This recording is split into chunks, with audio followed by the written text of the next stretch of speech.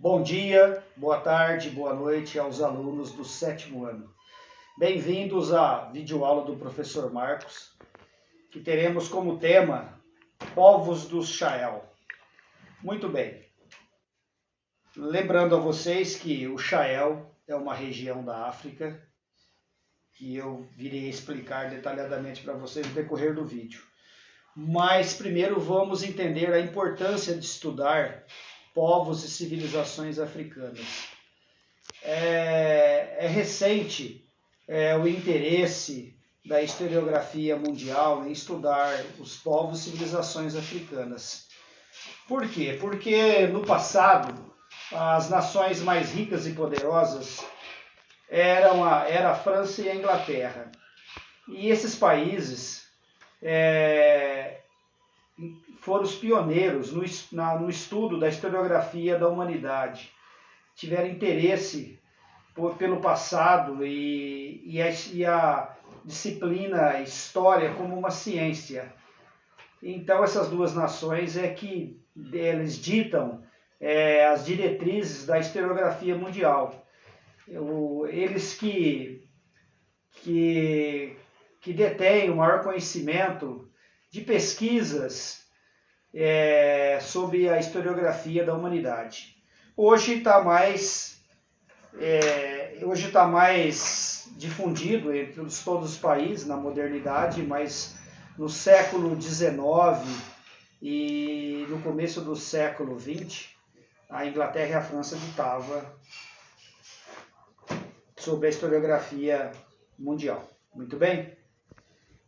Então, há um eurocentrismo. O eurocentrismo é uma visão europeia em que a Europa é o centro do mundo, que os reinos europeus, a história da Europa é mais importante, que eles é mais importante no contexto da história da humanidade. Então havia um preconceito em relação a povos e civilizações africanas. Por quê? Porque esses povos, a maioria deles não dominava a escrita.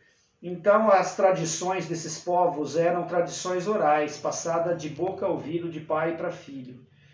E a historiografia tradicional, até o início do século XX, a historiografia era de uma vertente, de uma escola chamada positivismo.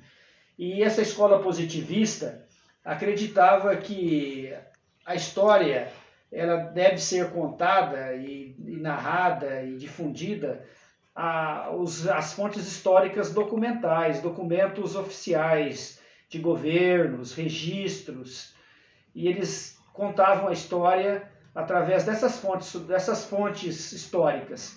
Mas no começo do século XX houve a escola de análise.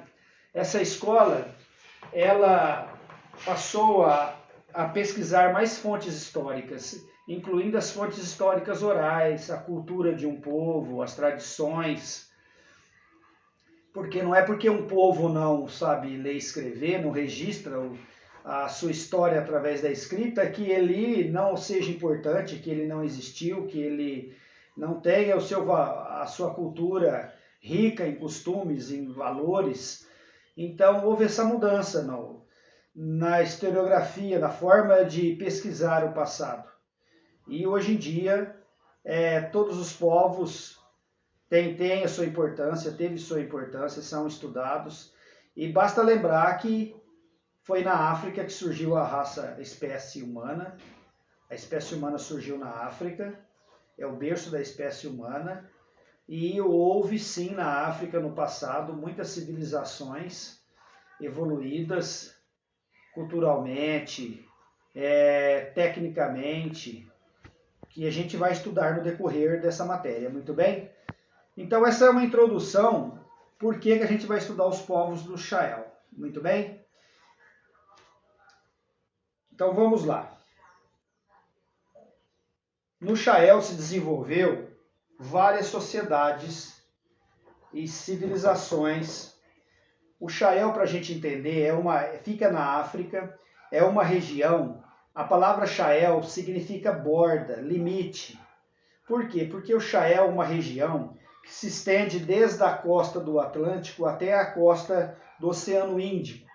É uma região que tem de 500 a 700 quilômetros de largura e ela vai de oeste a leste na África. E essa região ela fica entre a África subsaariana, que é a África equatorial, a África de clima equatorial, a África central, e o deserto do Saara ao norte. Então é uma região de estepes, e estepes são regiões, né, porque a história é uma ciência amiga da geografia. É impossível estudar história sem ter conhecimento de geografia.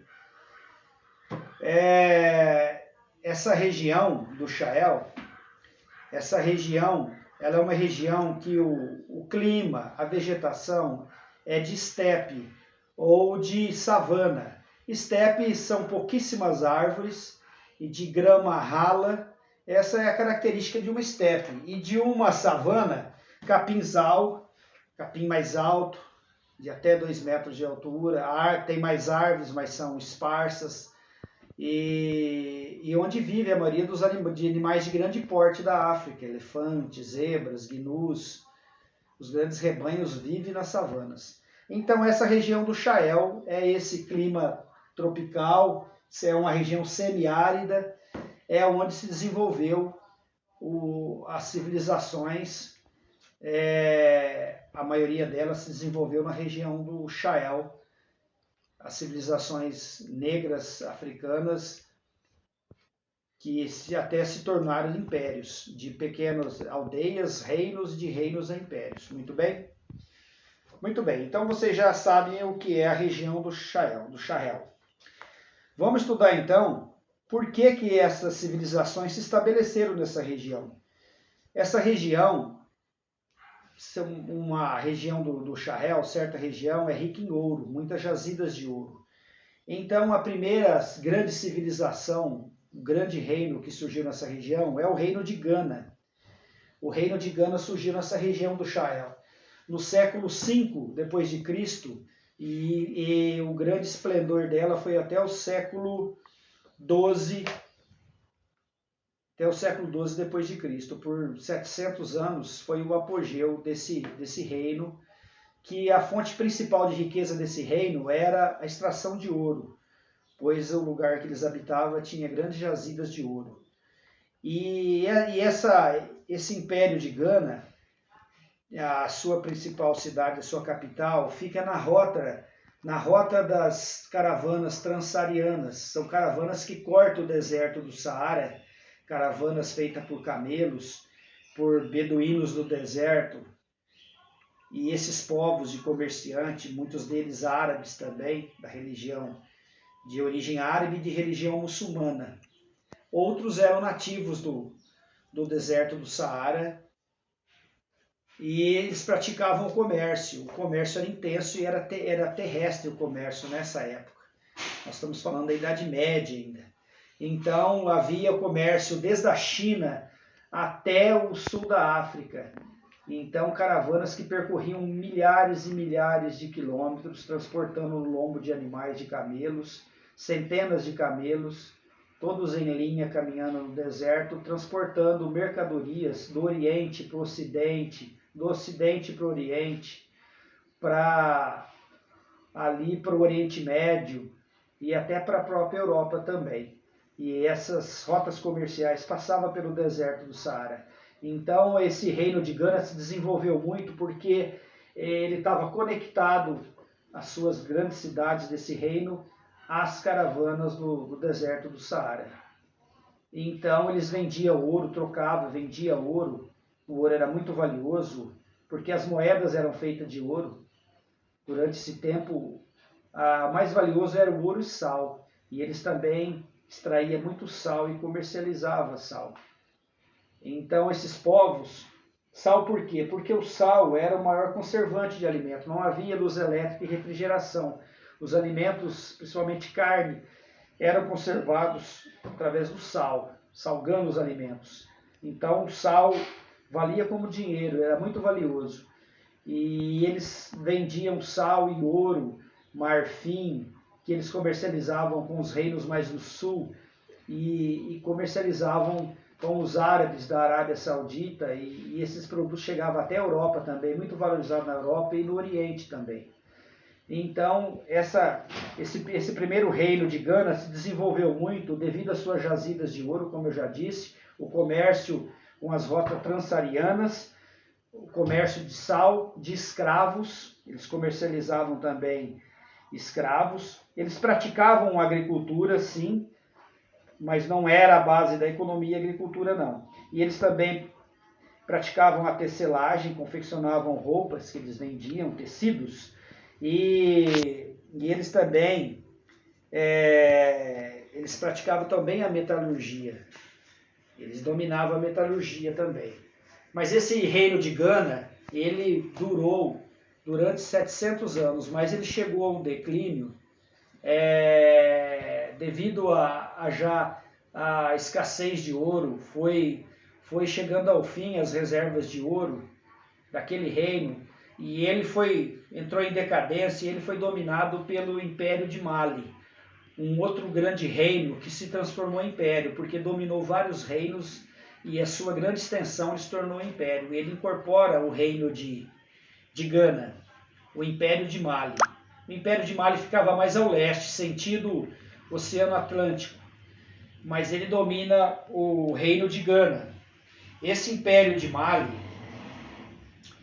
ele começa a ter início, o Império de Mali começa a ter início no século XIII. No século XIII, de 1201 a 1300, é quando começa o início do Império de Mali.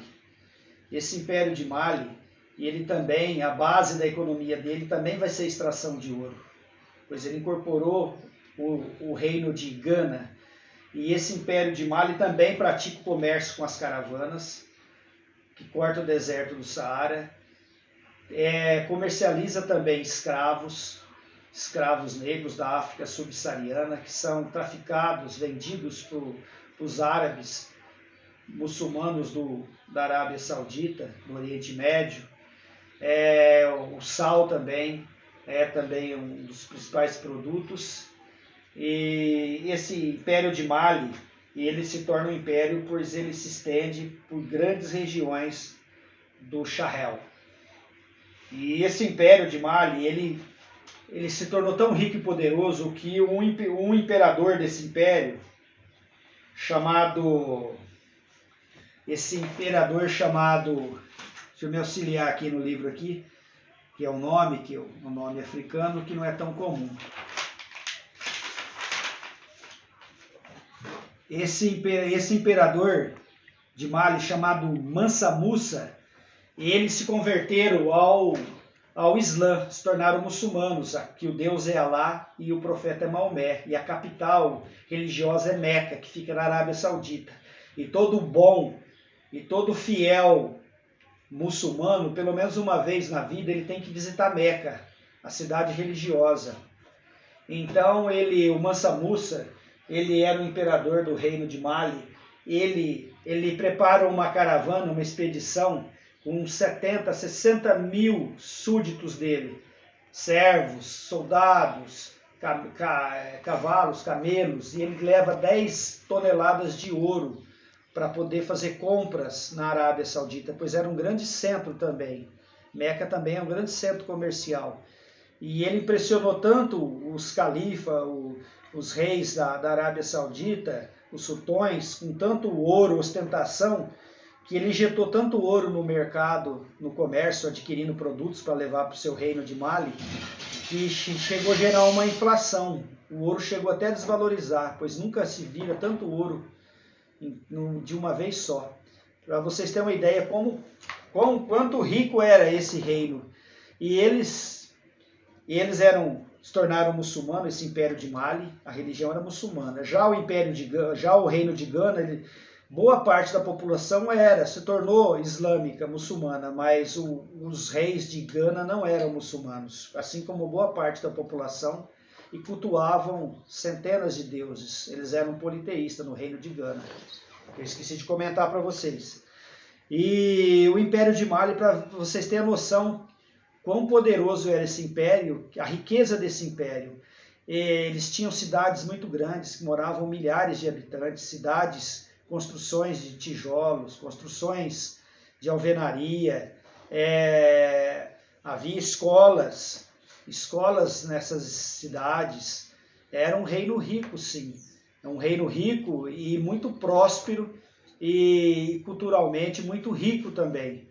E a historiografia, como é contada pelos europeus, no eurocentrismo, eles tratam com desprezo, diminui o povo africano.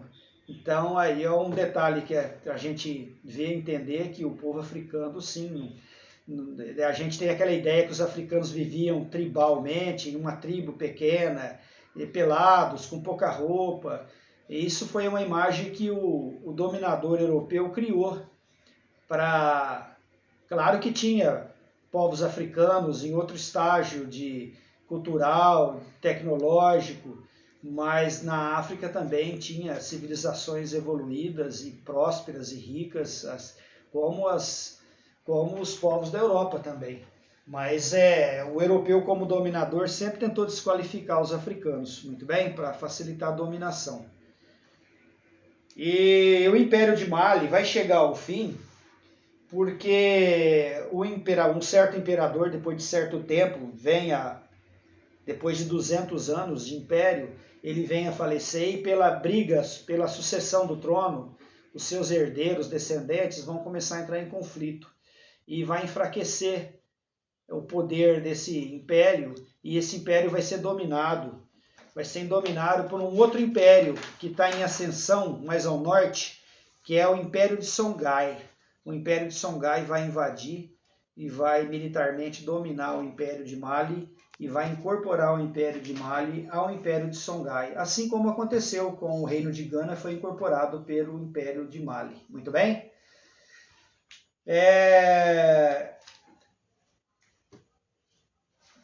Então vamos lá. Eu vou dar uma pausa aqui, no próximo vídeo aula a gente vai entrar no Império de Songhai.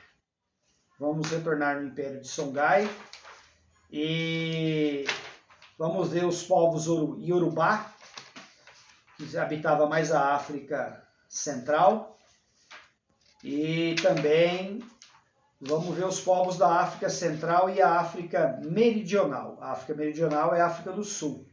Meridional quer dizer sul. Muito bem? Ficamos por aqui e até a próxima videoaula.